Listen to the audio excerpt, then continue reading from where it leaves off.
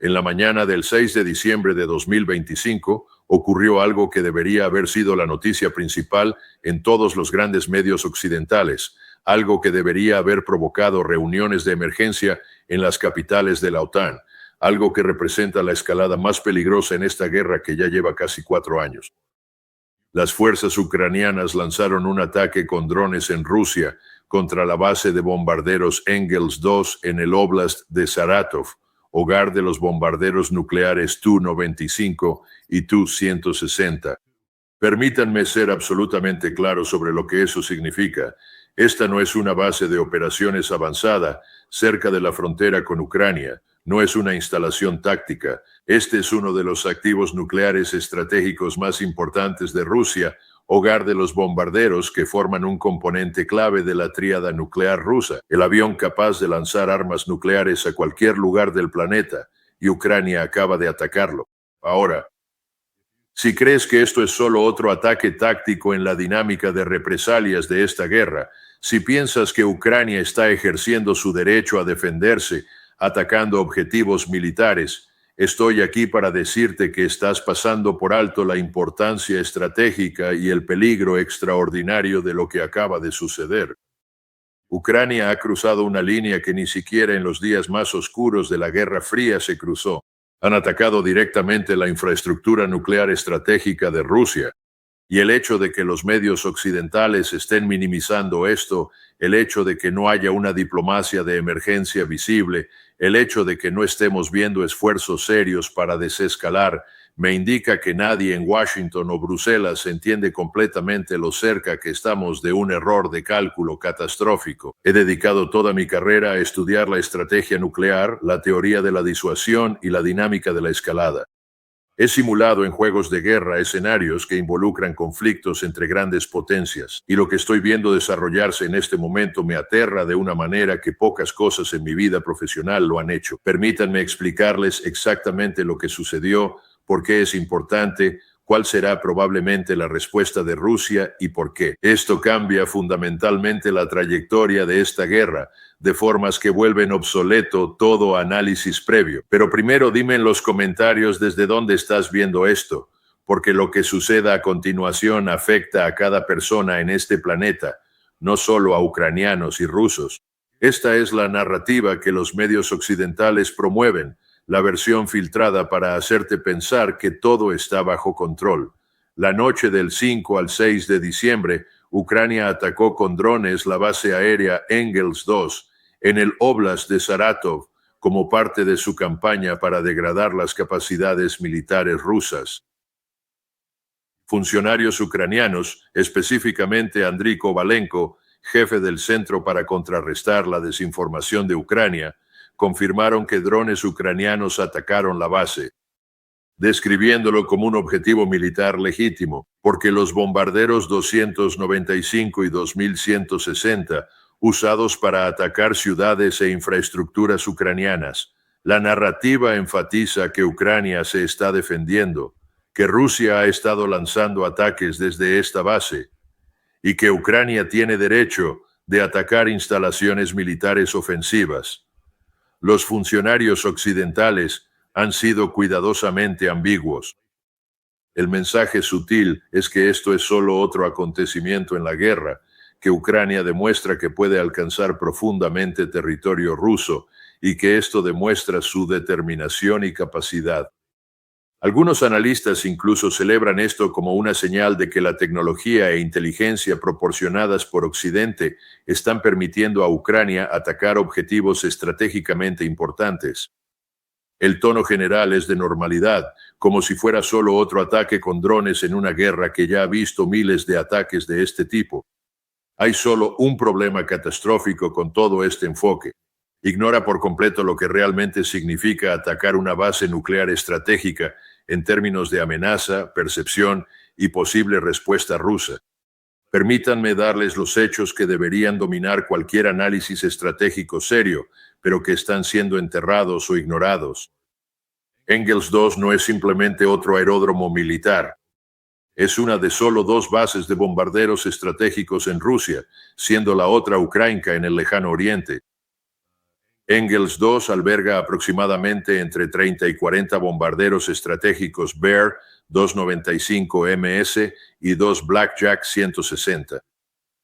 Estos no son aviones tácticos, estos son bombarderos de alcance intercontinental, diseñados específicamente para penetrar el espacio aéreo enemigo y entregar armas nucleares. El Tu-160 es capaz de transportar 12 misiles de crucero con cabeza nuclear y un alcance superior a 5.000 kilómetros. El Tu-95, aunque más antiguo, puede llevar entre 6 y 8 misiles de este tipo. En conjunto, las aeronaves en Engels 2 representan una parte significativa de la disuasión nuclear aérea de Rusia. Ucrania ha atacado esta instalación varias veces desde diciembre de 2022, pero el ataque del 6 de diciembre ocurre en un momento muy distinto. Ocurre tras meses de crecientes entregas de armas occidentales. Llega después de que Estados Unidos y sus socios europeos hayan proporcionado a Ucrania capacidades de ataque cada vez más sofisticadas y de mayor alcance. Ocurre mientras Rusia logra avances territoriales significativos y se acerca a objetivos vitales como Odessa.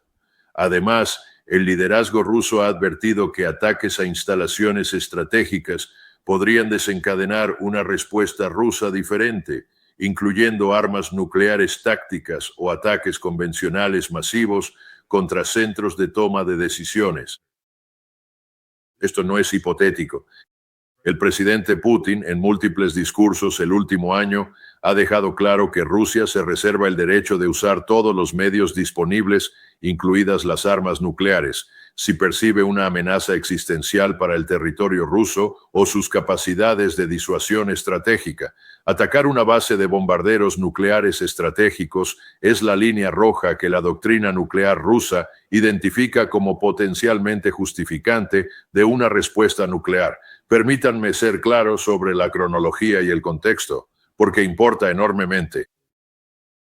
Del 5 al 6 de diciembre, Rusia lanzó 704 misiles y drones contra Ucrania, uno de los ataques individuales más grandes de toda la guerra, apuntando a la infraestructura energética, ferrocarriles y de manera crítica instalaciones militares en Odessa. 704. Entre los objetivos alcanzados en Odessa estaban pilotos ucranianos, personal militar francés que, según se informa, se encontraba en la ciudad, aviones franceses y ucranianos en el aeropuerto y varias instalaciones de mando y control. Esto no fue al azar, esto fue Rusia enviando un mensaje. Sabemos dónde están sus activos de alto valor, sabemos dónde operan los efectivos de la OTAN y podemos atacarlos cuando queramos. Horas después de este masivo ataque ruso, Ucrania respondió con el ataque con drones a Engels 2. Ahora, la narrativa oficial ucraniana es que Engels 2 ha estado lanzando ataques contra Ucrania y por lo tanto es un objetivo legítimo. Y en un sentido táctico estricto, eso es cierto. Dos bombarderos 95 y 260 de Engels 2 se han utilizado para lanzar ataques convencionales con misiles de crucero contra infraestructura ucraniana. Pero esto es lo que esa narrativa oculta deliberadamente. Al atacar la base que alberga los bombarderos nucleares estratégicos de Rusia, Ucrania no solo está golpeando una instalación que se ha utilizado para ataques convencionales, está atacando la capacidad de disuasión nuclear de Rusia. Desde la perspectiva rusa, y esto es fundamental entenderlo, no hay una distinción significativa entre que un dron ucraniano golpee un hangar, que casualmente alberga un 2160 cargado con misiles convencionales o uno cargado con misiles nucleares. La capacidad que se ve amenazada es la misma, el activo estratégico que se pone en riesgo es el mismo, y se activa la percepción rusa de una amenaza existencial, sin importar qué tipo de munición tenga la aeronave en ese momento en particular. Ahora hablemos de lo que ocurrió en Engels 2, específicamente porque los detalles importan. Según fuentes rusas, drones ucranianos, probablemente del tipo de largo alcance que han estado atacando objetivos a más de 1.000 kilómetros dentro de Rusia durante meses, se acercaron a la base en las primeras horas de la mañana. Las defensas aéreas rusas, que están fuertemente concentradas alrededor de instalaciones estratégicas como Engels 2, enfrentaron a los drones que se aproximaban. El Ministerio de Defensa de Rusia afirmó que 77 drones fueron interceptados durante la noche en varias regiones, aunque, como es habitual, no especificaron cuántos estaban dirigidos específicamente a Engels 2 ni cuántos lograron atravesar. Fuentes ucranianas, incluido Kovalenko, confirmaron el ataque e insinuaron que fue exitoso, afirmando que la base sufrió impactos y que se observaron explosiones secundarias, lo que sugiere que se incendiaron combustible o municiones. Videos en redes sociales mostraban lo que parecían explosiones e incendios en la instalación. Sin embargo, la autenticidad y el momento exacto de dichas imágenes siempre es difícil de verificar independientemente.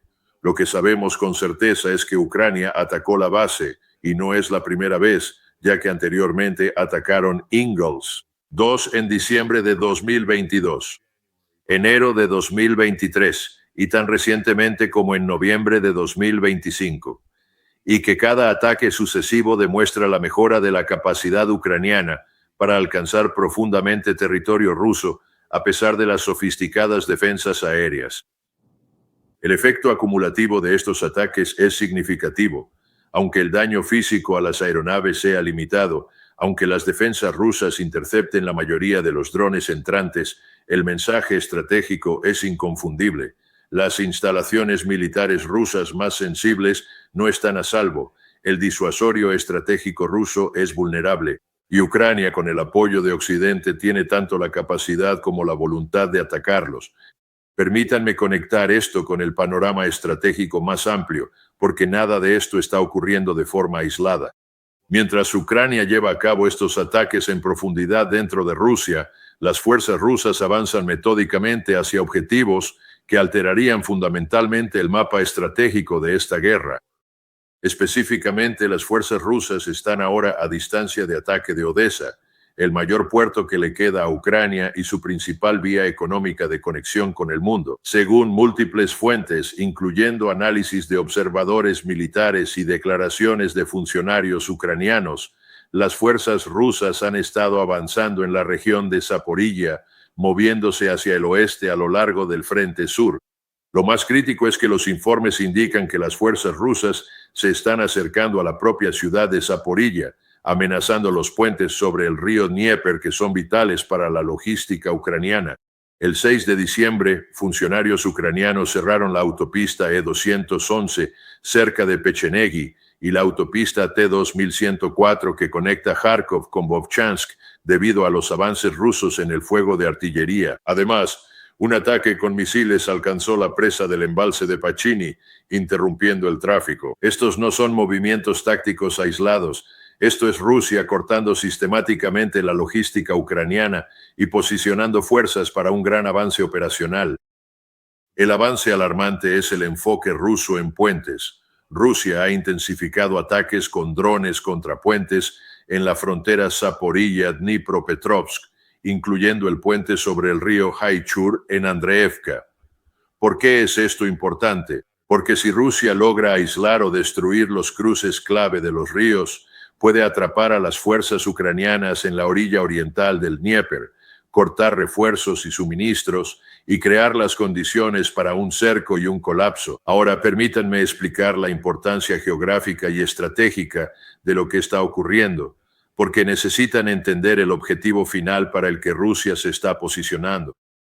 Odessa se encuentra en la costa del Mar Negro en el suroeste de Ucrania, separada del territorio controlado por Rusia por varios cientos de kilómetros de tierra disputada. Para llegar a Odessa, las fuerzas rusas tendrían que avanzar hacia el oeste desde sus posiciones actuales en los oblasts de Zaporilla y Jersón, cruzar el río Dnieper y atravesar o rodear las posiciones defensivas ucranianas.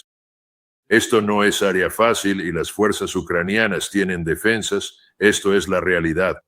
Las capacidades defensivas de Ucrania se han degradado constantemente durante casi 4 años de combates intensivos. La escasez de municiones, las bajas de personal, el agotamiento, estos factores significan que la capacidad de Ucrania para mantener posiciones preparadas no es la misma en 2022 ni siquiera en 2023. Mientras tanto, las fuerzas rusas se han adaptado y han aprendido de los fracasos. y ahora están llevando a cabo operaciones sistemáticas que priorizan el desgaste y el avance metódico por encima de los avances rápidos. El puente cerca de Zaporilla es absolutamente crucial. Si las fuerzas rusas logran asegurar o destruir ese puente, efectivamente cortan la logística ucraniana entre el este y el oeste de Ucrania. Las fuerzas que defienden Zaporilla quedarían aisladas. Los refuerzos desde el oeste de Ucrania no podrían llegar fácilmente al frente sur y el camino hacia Odessa estaría considerablemente más abierto. El coronel Douglas MacGregor, cuyo análisis respeto enormemente, lo ha declarado explícitamente en los últimos días, que Odessa es ahora, en efecto, un asunto resuelto, que las fuerzas rusas están posicionadas para tomar la ciudad y que una vez que Rusia controle Odessa, nunca la devolverá. Tiene absolutamente razón. La lógica estratégica es abrumadora. Odessa es el último gran puerto de Ucrania. Perderlo convertiría a Ucrania en un país sin salida al mar, cortando completamente el comercio marítimo y devastando lo que queda de la economía ucraniana. Le daría a Rusia el control de toda la costa norte del Mar Negro, desde la frontera rusa hasta la frontera entre Moldavia y Rumanía. Crearía un corredor terrestre hacia Transnistria, la región separatista de Moldavia respaldada por Rusia, donde están estacionados aproximadamente 1.500 soldados rusos, junto con, según se informa, 30.000 toneladas de municiones de la era soviética.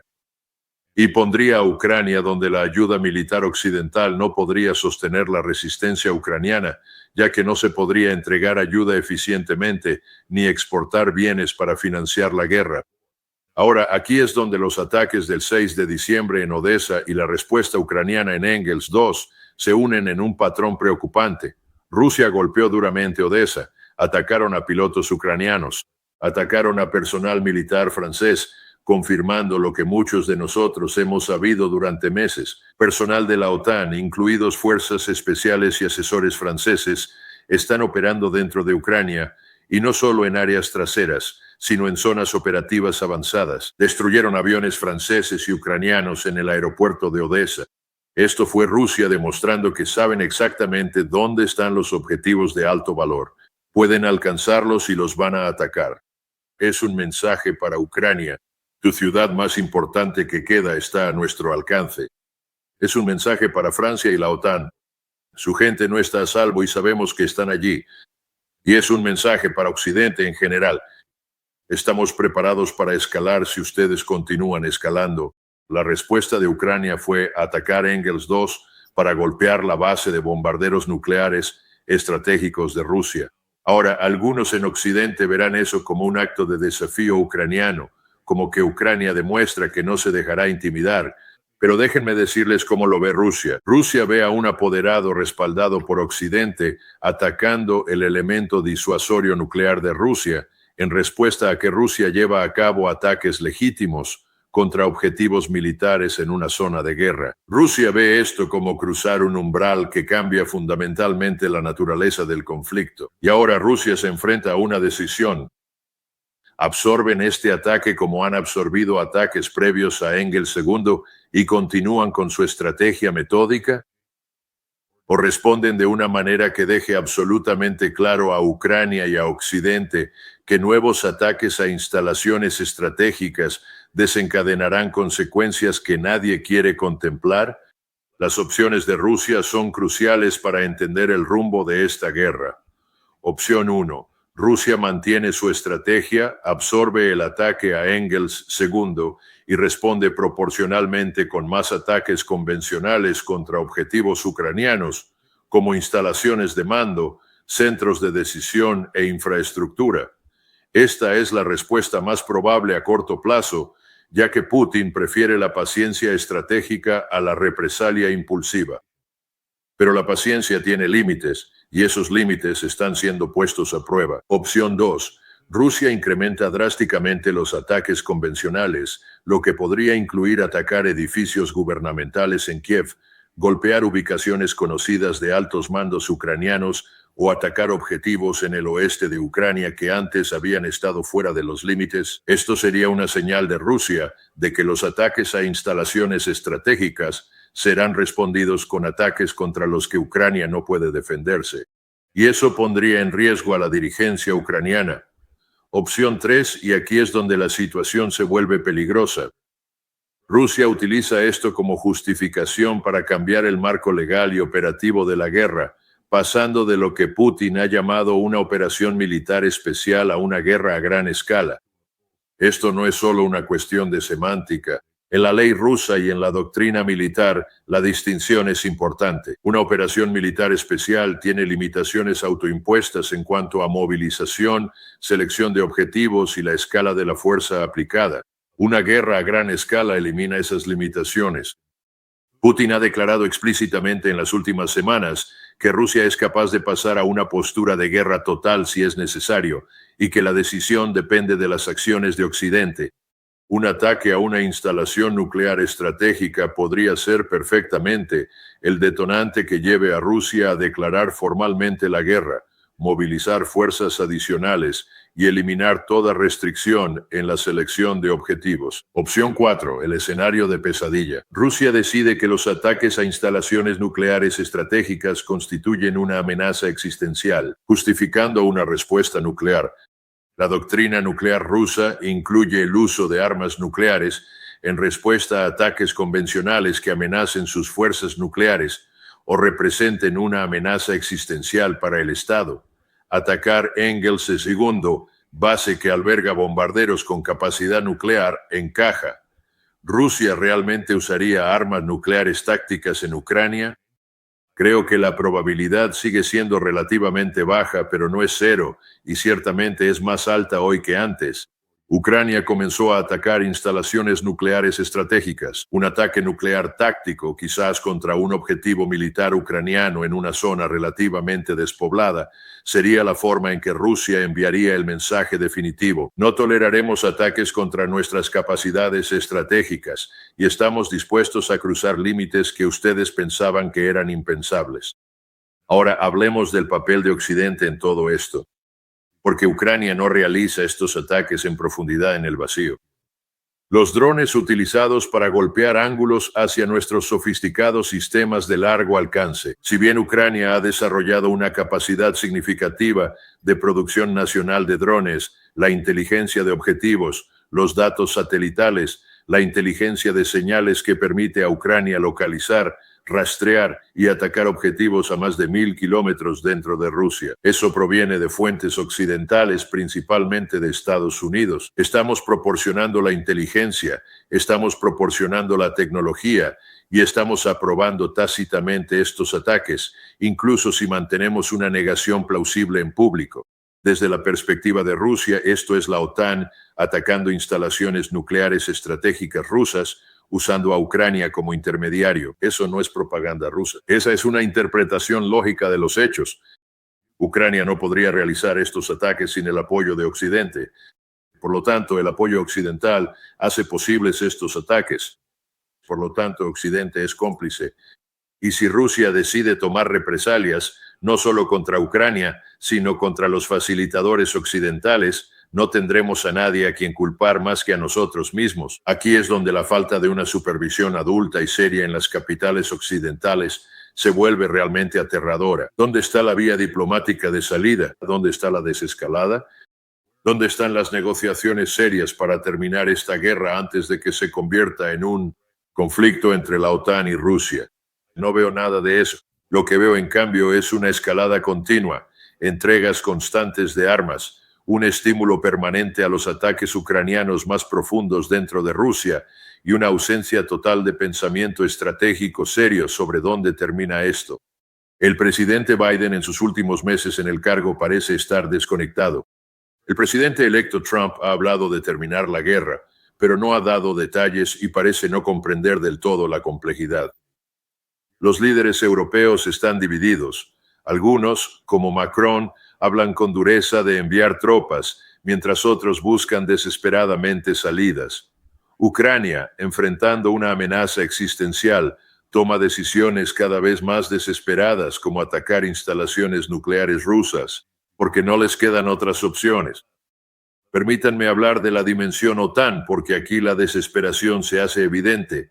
El almirante Rob Bauer, presidente del Comité Militar de la OTAN, fue noticia al declarar que la OTAN puede realizar ataques preventivos contra Rusia si Rusia ataca a la OTAN. Ataques preventivos, piensen en eso. La OTAN está discutiendo públicamente atacar primero a Rusia. Ahora Bauer intentó matizar esto, diciendo que se refería a medidas defensivas preventivas, pero el mensaje fue claro. La OTAN está considerando acciones ofensivas contra Rusia. Este es el tipo de lenguaje que proviene de la desesperación, del reconocimiento de que la guerra en Ucrania no va bien, que Ucrania está perdiendo y que la OTAN se enfrenta a la elección de aceptar la derrota ucraniana o intervenir directamente. Y están empezando a sentar las bases retóricas para una intervención. Esto es extraordinariamente peligroso porque confirma todo lo que Rusia ha estado diciendo sobre las intenciones de la OTAN. Rusia ha argumentado desde el principio que esta guerra en realidad no se trata de Ucrania, se trata de la expansión de la OTAN y de los intentos de Occidente de debilitar a Rusia. Cada vez que un funcionario de la OTAN habla de ataques preventivos, cada vez que los líderes occidentales discuten enviar tropas a Ucrania, cada vez que Ucrania ataca en lo profundo de Rusia con inteligencia proporcionada por Occidente, se valida la narrativa rusa y se empuja a Rusia hacia respuestas más drásticas. Porque, desde su perspectiva, no solo están luchando contra Ucrania, están luchando contra la OTAN. Y si están luchando contra la OTAN, entonces todo está permitido. Permítanme abordar directamente la situación en Odessa, porque este es el premio estratégico hacia el que Rusia avanza y que Ucrania intenta desesperadamente defender. Odessa no solo es vital económicamente, sino que también es crucial simbólicamente. En muchos aspectos es históricamente rusa. Catalina la Grande fundó la Odessa moderna. Durante siglos fue parte del Imperio ruso y luego de la Unión Soviética. Tiene una gran población de habla rusa. Muchos habitantes de Odessa se identifican culturalmente con Rusia, incluso si han aceptado la ciudadanía ucraniana. Desde la perspectiva de Putin, Odessa pertenece legítimamente a la esfera de influencia de Rusia. Y la revolución del Maidán de 2014, que llevó al poder en Kiev a un gobierno pro-occidental, separó ilegítimamente a Odessa de Rusia. Ahora bien, no estoy haciendo un juicio normativo sobre si eso está bien o mal. Estoy explicando cómo lo ve Rusia. Y entender cómo lo ve Rusia es esencial para predecir lo que harán. Si las fuerzas rusas toman Odessa, no la devolverán, nunca. Será anexionada igual que lo fue Crimea. A la población se le ofrecerá la ciudadanía rusa. La infraestructura será reconstruida como infraestructura rusa. Y ninguna cantidad de presión occidental revertirá ese resultado, porque Rusia verá a Odessa como territorio ruso recuperado, no como territorio ucraniano ocupado. La dinámica militar en torno a Odessa también es fundamental. Las fuerzas ucranianas que defienden la ciudad están siendo desgastadas por el mismo desgaste que afecta a las fuerzas ucranianas en todas partes. El gran ataque ruso del 6 de diciembre que alcanzó el aeropuerto mató a pilotos y destruyó aeronaves. Estos no son ataques tácticos aleatorios. Esto es Rusia degradando sistemáticamente las capacidades defensivas ucranianas en preparación para una ofensiva terrestre. Cuando las fuerzas terrestres rusas avancen hacia Odessa, las fuerzas ucranianas estarán debilitadas, con poca munición, exhaustas y desmoralizadas tras meses de retirada y pérdidas. Eso no significa que no vayan a luchar. Los ucranianos han demostrado un coraje extraordinario a lo largo de esta guerra, pero el coraje no supera una desventaja material abrumadora, especialmente cuando tus líneas logísticas están siendo cortadas y tus reservas están agotadas. Ahora, permítanme explicar por qué el puente sobre el Dnieper es tan crucial y por qué el enfoque ruso en los puentes nos indica su intención operativa. El río Dnieper es uno de los grandes ríos de Europa, ancho y difícil de cruzar en condiciones de combate. Hay relativamente pocos puentes y los que existen son puntos de estrangulamiento para la logística ucraniana. Si eres un comandante ucraniano tratando de defender Zaporilla o puntos al oeste, dependes absolutamente de poder mover fuerzas y suministros a través del Dnieper rápidamente. Si las fuerzas rusas destruyen o capturan esos puentes, quedas aislado. Tus fuerzas al este del Dnieper quedan aisladas. Tu capacidad para reforzar, reabastecer o retirarte desaparece. Eso es un desastre operativo. Las fuerzas rusas han estado atacando sistemáticamente los puentes con drones y misiles. El ataque del 6 de diciembre al puente sobre el río Haichur en Andreevka es el ejemplo más reciente. Las fuerzas rusas buscan crear condiciones en las que las fuerzas ucranianas queden atrapadas en el lado oriental del río, sin poder retirarse por el Dnieper, para que esas fuerzas puedan ser destruidas en el lugar. Una vez las fuerzas ucranianas al este del Dnieper sean eliminadas, el camino hacia Zaporizhia se abre, y una vez Zaporizhia caiga o sea rodeada, el camino hacia Odessa estará más despejado. Arte operacional clásico. Distrae al enemigo en un área para una acción decisiva en otra. Fija a las fuerzas ucranianas defendiendo Donetsk y Kharkov. Desgástalas, agota sus reservas y ataca operativamente en el sur, donde las defensas son débiles. Y el premio estratégico es mayor. Es metódico, paciente y brutalmente eficaz. Permítanme hablar sobre la dimensión humana, porque detrás de todos estos cálculos estratégicos hay personas reales enfrentando decisiones horribles. Los pilotos ucranianos que defendían Odessa murieron en el ataque del 6 de diciembre.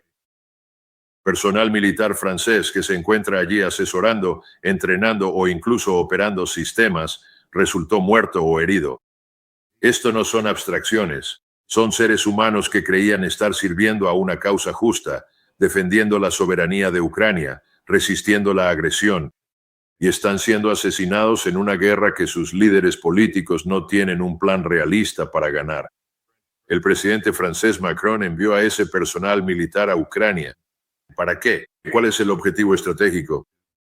Si la respuesta es defender la soberanía ucraniana, entonces está bien.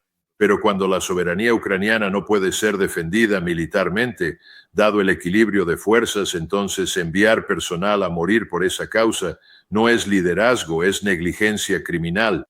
Lo mismo aplica para el personal estadounidense, británico, polaco y de otros países de la OTAN que están operando en Ucrania en diversas capacidades. Nos dicen que están allí como asesores, instructores, apoyo técnico, pero están siendo atacados y asesinados por bombardeos rusos. Y cuando mueran, ¿qué haremos? ¿Reconoceremos su presencia? ¿Tomaremos represalias? ¿Escalaremos hacia un conflicto directo con Rusia por personal que se suponía que no debía estar en zonas de combate? La deshonestidad aquí es asombrosa. Estamos fingiendo que el personal de la OTAN no está involucrado en operaciones de combate, mientras proporcionamos las armas, inteligencia y entrenamiento que posibilitan operaciones ucranianas. Rusia sabe que están allí, los está atacando, y nosotros actuamos sorprendidos e indignados. Abordemos la dimensión nuclear directamente. Los ataques de Ucrania contra Engels II son ataques contra la disuasión nuclear de Rusia. La doctrina nuclear rusa disponible públicamente y claramente expuesta incluye disposiciones para el uso nuclear en varios escenarios. Uno de esos escenarios son los ataques convencionales que amenazan las fuerzas nucleares de Rusia. Otros son los ataques que representan una amenaza existencial para el Estado ruso. Un tercer escenario es si Rusia percibe que está perdiendo una guerra convencional contra la OTAN y necesita desescalar mediante una demostración nuclear. Los ataques de Ucrania contra Engels II potencialmente activan el primer escenario. La creciente implicación de la OTAN y las conversaciones sobre ataques preventivos potencialmente activan el segundo y el tercer escenario. Ahora bien, no estoy diciendo que Rusia vaya a usar armas nucleares mañana. Putin no es suicida. El Estado Mayor ruso entiende que el uso de armas nucleares tendría consecuencias catastróficas para la propia Rusia, desde la radiación hasta el aislamiento internacional y la posible represalia nuclear. Pero la probabilidad no es cero. Y cuanto más presionamos, cuanto más escalamos, más acorralamos a Rusia en una situación en la que sienten que su seguridad fundamental está amenazada. Esa probabilidad se vuelve cada vez mayor.